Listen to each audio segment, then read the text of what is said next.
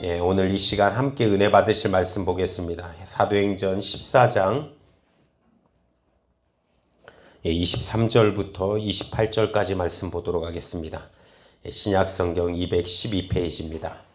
사도행전 14장 23절부터 28절입니다.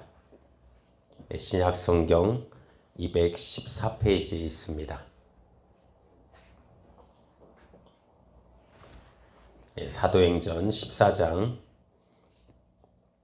23절부터 28절까지 말씀 우리 다 함께 합독하도록 하겠습니다. 시작.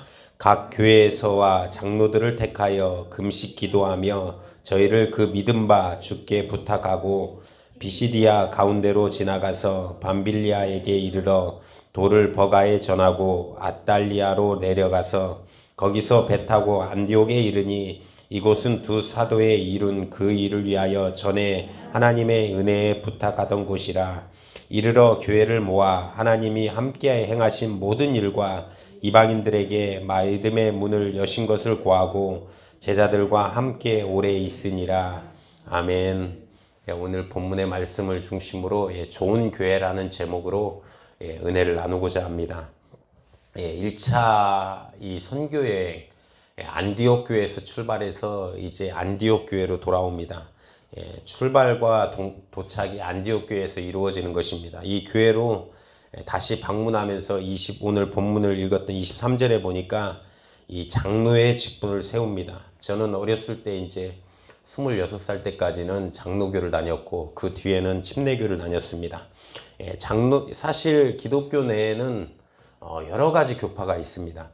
이 교파는 특히 신학적인 부분과 그리고 또한 정치 시스템으로 나누어집니다. 그러니까 이 장로교는 사실 감독권과 치리권을 이렇게 가지고 있는 것입니다. 이 성도의 신앙의 내용을 관찰하고 또한 지도하고 총괄하는 직책으로 이 감독권과 치리권을 주는데 이것은 목사님이 두 가지를 다 잡고 있습니다. 사실. 근데 목사님은 신학 공부를 전문적으로 한 교회를 섬기는 사람입니다. 그래서 목사님은 교회의 대표가 되는 것입니다. 그 뒤에 장로님이 교인의 대표가 됩니다. 사실 미국에는 침례교가 훨씬 더 많습니다. 침례교는 회중정치를 합니다. 그래서 이 회중정치라는 것은 모든 재직이 다 참여해서 합심으로 회의를 통해서 이끌어가는 것입니다.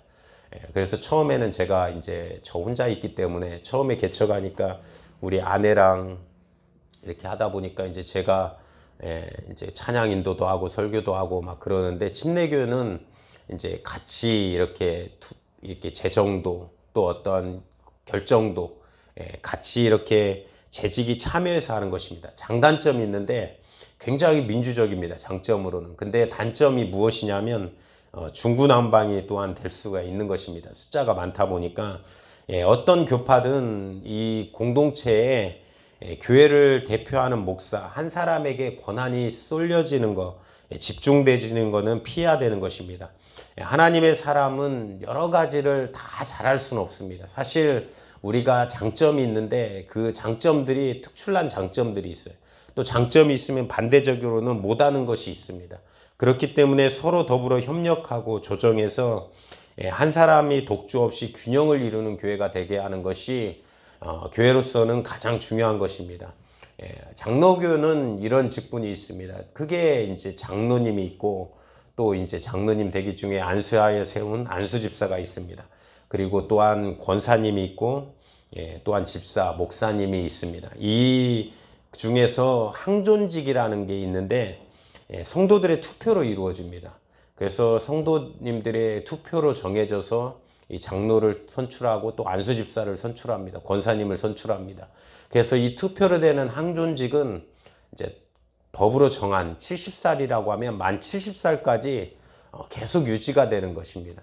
근데 이제 저도 어렸을 때 이제 투표를 해봤는데 이 과반수 3분의 2, 66%의 이 투표가 쉽지 않더라고요.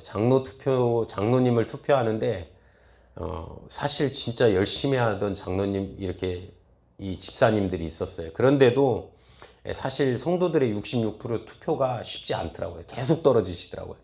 가지고 나중에는 이제 바꿔가지고 50%만 하자 해가지고 이제 간신히 되셨는데, 예, 이 항존직은 투표로 뽑습니다. 또 서리 집사는 이 항존직이 아닌 겁니다. 그래서 설이라는 말은 시무연한이 1년이라는 거예요. 해마다 다시 임명해서 이 뽑고 어떤 부서에 이렇게 편성하게 하는 것입니다. 해마다 성경에는 또 있지 않지만 교회 편의상에 어떤 직분을 줄 때가 있습니다. 또 필요해서 찬양대를 세운다든가 찬양 대장을 세운다든가 교사를 임명한다든가 주일학교, 이것은 교회 편의상 어떤 부서의 일꾼이 필요하다고 판단할 때 회의의 결정을 통해서 임명하는 것입니다. 그러면 왜 하나님께서 왜 이런 직책을 교회에 두셨는지, 그리고 이 직책이 갖는 의미가 무엇인지 오늘 본문을 통해서 또한 살펴보고자 합니다. 사실 복음 전도를 통하고 이 안디옥 교회로 돌아오는 길에 잠깐 자기네들이 이 개척했던 교회를 들립니다. 이 바나바와 바울이 개척 교회를 들리는 거예요. 설립한 교회를 들렸는데 이제 이곳에 계속 머무르지 못하잖아요. 그래서 떠나야 되니까 누구를 세우냐면 장로를 태워서 세우는 거예요. 그래서 교회가 잘 운영되게 해달라고, 잘 운영할 수 있도록 장로를 세우는 것입니다. 사실 예전에는 이 직분이 굉장히 무거웠습니다. 어떤 교회의 장로님 하시면 그 교회를 이렇게 막 다 이끌고 다 어떤 재방과 재정과 또한 모든 것들을 다 이끄는 그런 부분들이었습니다. 사실 이득을 얻는 것보다 그만큼 힘든 일이었습니다. 그런데 지금은 명예직으로 생각하시는 것 같아요. 이 직분이 나에게 명예가 되고 섬김의 직분이 아니라 이 장로의 호칭으로 내가, 우리나라가 강한 게 무엇입니까? 명예욕도 강하잖아요. 돈이 이렇게 따르면 그 뒤에는 가지려고 하는 게 무엇입니까? 명예를 가지려고 하는데, 그것으로 말미암아 명예를 가지라는 것이 아니라 교회를 잘 운영되게 하도록 하라는 것입니다. 소록도에도 이제 갔더니 교회가 4개가 있더라고요. 이제 신성교회, 그리고 성자 돌림이요. 근데 이제 그 교회 중에 하나를 이제 저희가 가서 섬기는데, 거기도 이제 장로님이 계세요. 장로님이 한 분이, 목사님은 안 계세요. 목사님은 이제 교회가 4개다 보니까 이제 그 4개를 다 섬기기 위해서 다 돌아다니시고, 새벽 예배도 하나 하시고 후딱 가시고 다른 쪽으로 이동하세요. 그렇게 해서 새벽 예배를 인도하시더라고요. 근데 어쨌든 그 장로님이 다 모든 전반의 사물을 다 보시면서 교회를 잘 운영되게 해가는 것입니다.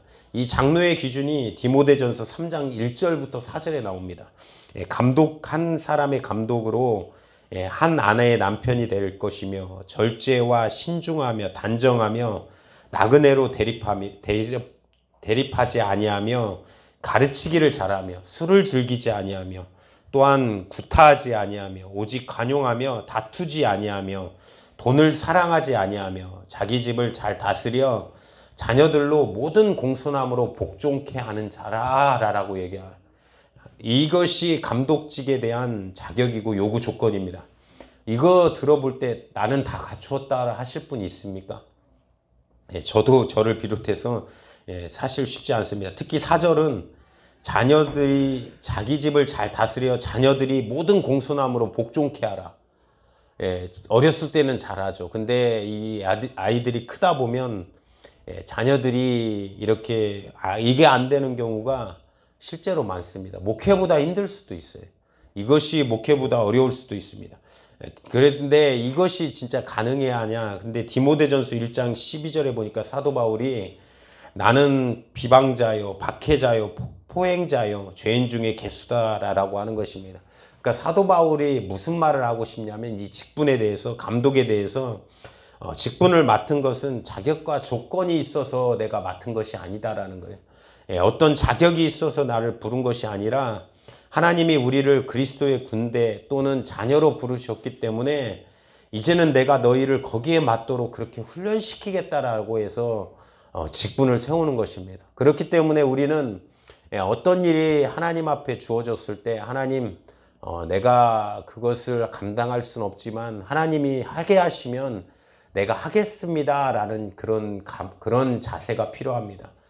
이 구약의 사사기에 보면 기드온이 있습니다. 기드온이 하나님께서 큰 용사라고 불러요. 근데 기드온의 모습을 뒤에까지 우리가 알고 있는 우리는 큰 용사라고 생각하지만 기드온이 어떻습니까? 기드온이 숨어서 이제 계속 쳐들어오니까 숨어서 탈고 가고 숨어서 추수하고 또 숨어서 밤에 이렇게 몰래 혼자 못 가고 막 이런 모습들이 기드온의 모습 아닙니까?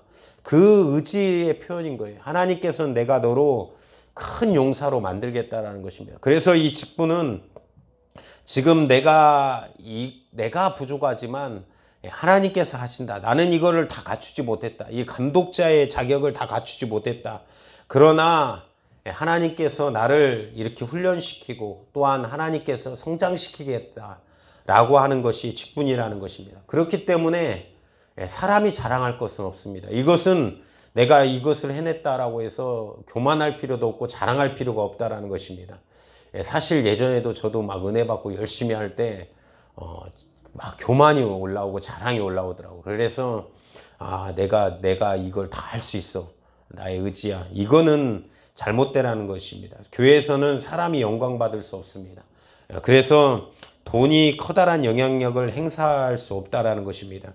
세상적인 실력이 있다라고 해서 직분을 감당하는 것도 착각이라는 것입니다. 직분이 오해되는 경우도 있습니다. 사실 뭐 어떤 사람은 보면 권사 되려면 장로님 되려면 막 돈이 많이 필요하다더라. 돈을 많이 내야 된다. 이거 아무 상관없는 것입니다. 직분은 하나님의 일에 하나님의 일을 할 사람들입니다. 어떤 교회든 직분 맡은 사람이 많습니다. 그 사람이 해야 될 역할은 그 사람이 그 부서에 가니까 달라졌다라는 말을 들어야 됩니다. 어떤 달라짐이 있어야 되냐? 그 사람이 있으니까 그 부서가 부흥하고 따뜻하고 부드러워졌다. 그 사람이 가니까 그 부서가 화평케 되었다. 그 사람이 가니까 그 부서가 하나 되어서 하나님의 정말로 은혜가 넘치는 곳이 되었다라는 이런 소리가 나오는 이것이 진정 예수님이 원하시는 교회의 모습이라는 것입니다. 그런 교회가 되는 우리 교회가 되기를 간절히 축원합니다. 성령께서 7 집사를 세울 때 재력이 충만한 자를 세우지 않았습니다. 무슨 사람을 세웠냐면 성령과 지혜와 믿음이 충만한 사람을 세웠습니다. 그래서 교회를 세우는 것은 성도님들이 교회를 소중하게 생각하는 한 사람 한 사람의 미소라는 것입니다. 만나서 나누는 위로의 한마디, 힘들었냐고, 또 이번 주 수고했다고, 부족한 사람들이 만나서 아름다운 은혜의 공동체를 열어가는 것이 교회라는 것입니다. 서로 용납하고 덮어주고 관용하며 사랑하는 하나님의 은혜로만 우뚝 세움받는 복된 교회가 되기를. 우리가 교회가 될 때 막 서로 이렇게 성격도 알아보려고 하고 여러 가지 프로그램을 할 때가 있습니다. 친해지려고 어떤 많은 중요한 부분들이 필요합니다. 그래서 뭐 성격 MBTI 우리 대학부 때도 애들이 같은 그런 성격 검사를 해요. 그래서 쟤는 우울 기질이다. 쟤는 다혈질이다.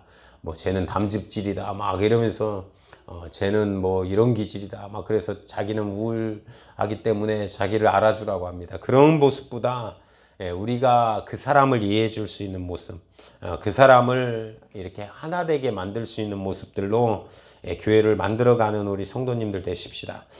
또한 파송했던 안디옥 교회에 돌아와서 이제 사역 보고를 합니다. 그것이 오늘 이제 사도행전은 이 14장으로 1막이 형성됩니다. 26절부터 28절 보니까 이 바울이 안디옥에서 오래 머무르면서 오래 머무르는 모습을 보여줍니다. 이제 그 본거지로 돌아와서 안디옥 교회는 어떤 교회였냐면 제가 지지난 시간에 이렇게 설명드렸는데 기억 다시 한번 되살리기 위해서 핍박받던 유대인들이 도망해서 흩어져서 모여서 설립한 교회가 안디옥 교회입니다. 이 안디옥 교회를 설립한 사람들이 소개했던 13장 1절에 소개했던 5명입니다.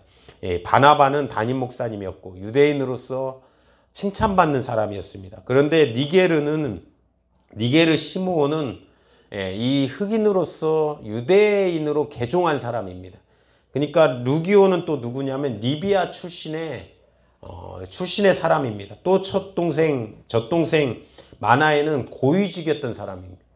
그리고 마지막에 사울은 누구입니까? 핍박했던 사람이 사울입니다. 그러니까 무엇을 말하고 싶냐면 이 5사람이 다 틀린 사람이라는 거예요. 다 틀린 사람들이 5명이 모여서 공동체로 묶여 있는 것이 이 안디옥 교회라는 거예요. 사실 이게 가능합니까? 우리의 모습을 보는 것 같잖아요. 우리 사람들을 보면 다 틀립니다. 어떤 상처가 있는, 또 어떤 또 돈이 있는 사람, 또 어떤 사람은 또 건강한 사람, 우리의 모습들이 각기 다른 사람들, 자체로 묶이지 않을 것 같은 사람들이, 우리가 만약에 정말로 사회였다라고 하면, 어떤 다른 곳이었다라고 하면 이런 모습으로 묶이지 않았을 사람들입니다. 그런데 이 자체가 불가능한 구성원들이 모여서 하나의 공동체를 이루어서 교회를 설립하고 교회를 키워갔다는 것입니다. 이 사람들이 15장 뒷부분에 보니까 제자 공동체로 세워집니다. 또 저는 이런 공동체가 되었으면 좋겠어요. 이 젊은 사람들도, 또 나이 드신 분들도, 또 남녀도 차별 없이 다 모여서 어떠한 환경, 어떠한 어려움이 있든 그런 서로 사랑하면서 하나 되어서 만들어가는 그런 교회. 서로 이해해주고, 서로 어려움을 돌아봐주고, 서로 힘든 모습이 있으면 기도해주고, 서로 또한 상처, 아픔들이 있지만 싸매주고, 이런 교회가 될 수 있었던 계기는 이 교회에 특별하게 뭐 어떤 프로그램이 좋아서, 어떠한 능력이 있어서가 아니라 사도행전 13장에 보니까 주를 섬겨 금식할 때, 여기서 해답이 있습니다. 주를 섬기는 마음, 또한 그 마음이 있을 때, 또한 금식하면서 저번에도 얘기했듯이 금식은 하나님께 마음을 모았던 자세였습니다. 또한 이 금식은 하나님의 은혜로 살겠다라는 자세입니다. 오늘도 금식을 하지만 이 교회 공동체는 금식이라는 신앙적 행위를 통해서 내 고집, 사람의 생각, 또한 잘남, 높음을 내려놓고 성령님의 통치에 따라 움직이겠다라는 공동체라고 다짐하는 것입니다. 그럴 때 좋은 교회가 되는 것입니다. 사실 좋은 교회는 숫자에 있지 않고 돈에 있지 않습니다. 세분화되어서 또한 좋은 프로그램에, 좋은 담임 목사, 좋은 비전에 있지도 않습니다. 성령님이 하시고자 하는 그 일에 대해서 교회가 순종할 때 이루어지는 것입니다. 사실 제가 1년 하면서 저는 이제 우리 성도님들하고 많이 얘기해 보려고 거의 다 알아요. 자세하게는 몰라도 압니다. 근데 좋은 교회가 되기 위해서는 이제부터는 우리의 각자의 노력들이 필요합니다. 그래서 이제 제가 찬양도 누구 불러서 같이 하고, 또 아직은 뭐 이렇게 저번에도 이렇게 앞에서 우리 다이가 춤을 추고, 또 저기 누구야, 현욱이 가정이 와가지고 찬양 이렇게 헌금송을 하는데 참 잘하진 못해요. 죄송합니다. 잘하진 못하지만 뭐 가끔 틀릴 수도 있고, 저는 그게 은혜라고 생각합니다. 어린애들 막 절에 있을 때, 교회 있을 때 막 어린애들이 막 이렇게 막 하나도 동작이 안 틀려요. 저는 북한의 모습을 보고, 저 장로교 27살 때까지 장로교에 있었다고 하잖아요. 그때 막 이렇게 어린이들 나와서 공연을 해요. 그러면 여기 어떤 애들은 춤추다 말고 옆에서 놀아요. 옆에서 쓰러져서 막 장난치고, 어떤 애는 하나도 안 맞아요. 그래도 올려서 하나님께, 그것이 은혜더라고요. 뭐 7살 애들 나름 잘해요. 좀 큰 애들은 잘하는데 4살은 막 그냥 뭐 지가 하고 싶은 대로 하고, 막 어떤 애는 저 가서 뒤집어져 있고, 막 그래도 그것이 감사하고 은혜스럽다라는 거예요. 그것이 나중에 이제 좀 진짜 커져가지고 막 잘하는 사람만 세우면 우리는 나가서 하지도 못합니다. 우리의 실력으로는 나와서 하지도 못합니다. 저도 여기서 지금 이때나 찬양 인도하고 있지, 목사님 찬양 인도 정말 안 되네요. 하지 마세요. 막 이럴 때가 올지도 몰라요. 그렇기 때문에 우리가 하나님의 이 감동대로 쓰임받는 거, 이거 하나가 다 기쁨이고 순종이고 기쁨이라는 것입니다. 그런데 이 교회의 역사가 이루어져 가면, 우리도 몇 년 흐르다 보면 우리도 모르는 사이에 편견이 생기고 교회 관습이 생깁니다. 전통이 생기고 주장이 생기기 시작합니다. 이것이 저번에는 안 그랬는데, 지난번에 작년에는 안 그랬는데 이런 모습들이 나타나는 것입니다. 좋은 의미든 나쁜 의미든 이것이 생긴다라는 것입니다. 그런데 항상 그것이 생길 때마다 우리는 성령의 가치와 또한 성령님의 뜻보다 교회의 전통과 관습이 앞에 있어서는 안 되는 것입니다. 항상 하나님의 말씀을 기준으로 또한 성령의 감동으로 이것이 하나님의 역사다라고 생각하면 그것이 더 앞에 있게 하는 교회. 그래서 날마다 좋은 교회는 우리의 관습과 우리의 습관을 내려놓고 그것을 벗겨내고 교회의 생명력을 넘치게 하는 그런 교회가 되게 한다라고 하면 점점 좋은 교회로 성장할 수 있다는 것입니다. 사실 교회 개척하고 코로나로 어려웠습니다. 또 제가 가장 어려운 것 중에 하나가 뭐 코로나가 힘든 건 없어요. 근데 이제 이 성도님들하고 서로 성도님들이 나눌 수 있는 시간이 부족한 거, 이것이 어렵더라고요. 또 개척교회지만 적은 숫자지만 좋은 교회를 저는 세워갈 수 있다고 생각합니다. 이러한 우리가 함께하는 시간들과 또한 증거들이 쌓여서 좋은 역사를 만들게 될 것입니다. 또한 계속해서 그런 역사로 성장되게 될 것입니다. 다시 본문으로 돌아와서 14장을 보면 바나바와 사울이 1차 여행을 떠납니다.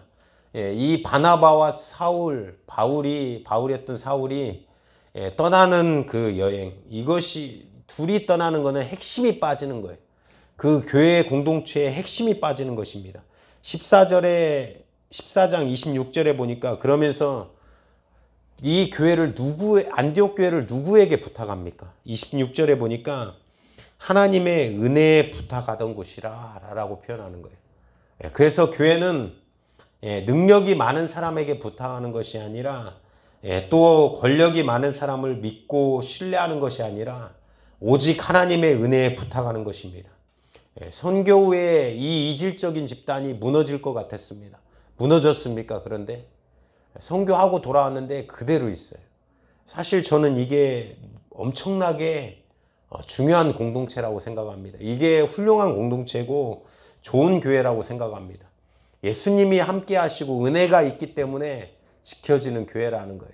가장 큰 사람 바나바, 당시에 사울은 영향력이 없어서 뒤에 나왔지만 바나바 담임 목사님을 선교에 파송했는데 그 담임 목사님이 없는 가운데 이 교회가 이질적인 집단이 하나 되어서 있다는 모습. 그래서 바나바가 없다라고 해서 이 문제가 생기는 교회는 그거는 좋은 교회는 아니라는 거예요. 바나바가 없지만도 사실 좋은 교회의 모습으로 하나님께서 은혜 가운데 하나님의 은혜에 부탁했기 때문에 그 은혜 가운데 좋은 교회로 살아갔다라는 것입니다. 나중에 뭐 그런 일이 있을 수도 있어요. 제가 뭐 하나님의 감동을 받고 선교를 떠나도 교회가 비전교회가 그대로 정말 막 충만하게 유지된다라고 하면 저는 좋은 교회라고 생각합니다. 사실 지금까지는 이렇게 1년 동안 지내와서 여기서 이제 다시 한번 어떤 비전교회가 성장하기 위해서는 우리 성도님들의 어떤 힘이 필요하겠다라는 생각을 해요. 요즘 들어 더 많이 생각하는 것입니다. 사실 제가 뭐 나중에 뭐 하나님이 큰 감동을 받아서 어디에 선교하고 와라 뭐 그렇게 해서 갔다라고 치고 돌아왔는데도 성도님들이 막 더 은혜 가운데 있는 모습, 막 죄가 없다고 막 교회가 힘들어하고 어려워하고 그런 모습이 아니라 더 은혜 가운데 넘치는 모습이 진정한 교회의 모습이라는 것입니다. 14장 27절에 보니까 이르러 교회를 모아 하나님이 함께 행하신 모든 일과 이방인들에게 믿음의 문을 여신 것을 고하고 선교 보고를 하는 거예요. 갔다 와서 내가 선교를 했다라고 보고를 하는 것이 아닙니다. 바울이 선교를 내가 했다라고 보고하는 것이 아니라 내 노력으로 이루었다라는 결과를 얘기하는 것이 아니라 성령님과 하나님의 주권이 임해서 이루어진 결과를 내가 보고 왔다라는 거예요. 그것을 확인하고 돌아온 것이 선교라는 것입니다. 우리는 선교라고 생각하면 내가 그 나라 가서 정말로 하나님의 뭔가를 하고 와야지, 뭔가를 이루고 와야지 이렇게 하는 거라고 고백하는 것입니다. 근데 자신이 한 일이 아니라 바울의 고백이 무엇이냐면 하나님이 통치가 이루어지고 있는 그 현장을 목격하고 왔다는 거예요. 그 기도했는데 돌 맞고 기도했는데 안전뱅이가 일어난 사건이 있었습니다. 그것도 하나님이 하신 현장의 역사를 봤다라는 거예요. 내가 선교는 이런 것이라고 얘기하는 것입니다. 선교지에서 하나님이 일하셨다라고 하면서 보고 돌아온 결과를 보고 나타내는 것을 얘기하는 거예요. 모든 교회가 아름다운 공동체가 되기를 원합니다. 무수하게 많은 교회들이 있습니다. 많다라고 합니다. 근데 저는 더 많았으면 좋겠습니다. 목사님은 아직도 뭐 6만 명, 뭐 예선이고 무당은 100만 명입니다. 점집이 더 많아요. 교회보다 훨씬 더 이 점집, 신문 광고에 보는 점집들은 무수하게 많아지고 있습니다. 근데 이 모든 교회가 이런 아름다운 공동체가 된다라고 하면, 이런 모습들이 된다라고 하면 교회들은 아무리 적든 크든 흔들리지 않을 것입니다. 그렇게 하기 위해서 뭐 교육과 훈련 과정, 프로그램도 준비합니다. 그런데 좋은 교회를 만들기 위한 최종 목적, 이 제자 훈련에 또한 더 성경 공부에 또한 어떤 우리 성격 검사나 또 어떤 프로그램을 통해서 친해지는 거의 최종 목적은 하나님의 통치 안에 머물고 또 그것을 확인하고 감사하는 것에 있습니다. 우리의 모습 또한 더 나아가서 삶의 자리에서 땀 흘려 흘리는 일터에서 하나님의 통치와 나라가 임하는 역사가 넘쳐나기를 간절히 축원합니다. 예수님을 주로 고백하는 우리 성도님들의 일터와 삶 또한 가정에서 하나님의 나라가 통치가 능력 있게 임하는 우리 모든 성도님들 되시기를 간절히 축복합니다. 그래서 이 1년을 맞이해서 복된 공동체, 사실 교회는 어떤 건물이 아니라 믿는 사람들의 모임입니다. 이 믿는 사람들 공동체입니다. 그래서 우리 한 사람 한 사람들의 모여있는 모습들이 교회라는 것입니다. 이런 복된 공동체로 좋은 교회로 만들어가지는 순종의 역사가 우리 성도님들을 통해서 평생에 있어지기를 주님의 이름으로 축원드립니다. 오늘 이 시간 합심으로 기도하실 때 하나님, 오늘도 주님 앞에 와 하나님께 기도합니다. 하나님, 간절하게 바라옵고나옵나니 우리 비전교회를 하나님께서 세워주셨사오니 하나님, 좋은 교회가 되게 하여 주시고 그 일에 하나님 아버지 우리가 좋은 공동체에 하나님 아버지 맡겨진 우리 성도님들이 될 수 있도록 도와주시옵소서. 우리에게 맡겨진 참된 직분을 하나님 아버지 섬김의 직분으로 아버지 정말로 주님 그렇게 살아가는 우리의 모습들이 될 수 있도록 하나님께서 역사하여 주시옵소서.